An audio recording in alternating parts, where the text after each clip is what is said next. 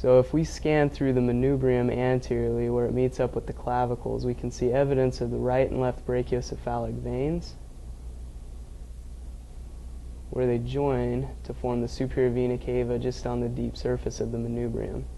Additionally, if we continue to make that slice more posteriorly, we can see the branches off of the arch of the aorta continuing up into the neck and upper limbs.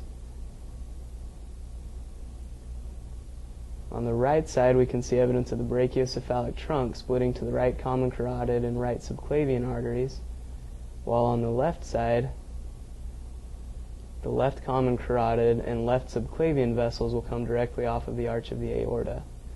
We can see that the left subclavian artery will pass between the clavicle and the first rib, and at the lateral edge of the first rib is where this will change names to the axillary artery.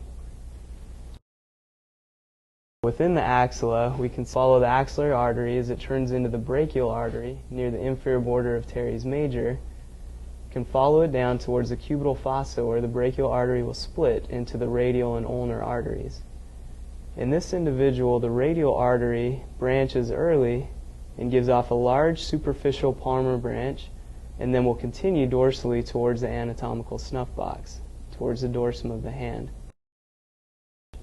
So here we see evidence of the veins draining from this region towards the cephalic vein on the lateral aspect of the hand.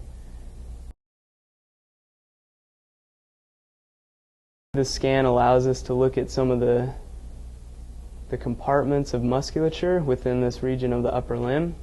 We can see evidence of the thenar eminence as well as the hypothenar eminence, the tendons crossing into the hand from the anterior forearm, or the flexor compartment, which muscle group arises predominantly from the medial epicondyle of the humerus, whereas the extensors or posterior compartment muscles will arise from the lateral epicondyle towards the dorsum of the hand.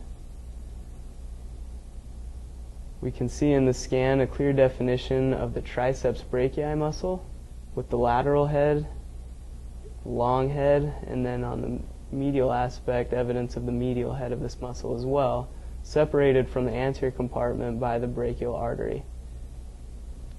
The long head of the triceps will continue posteriorly, where it will merge deep to the teres major and teres minor muscles within the axilla.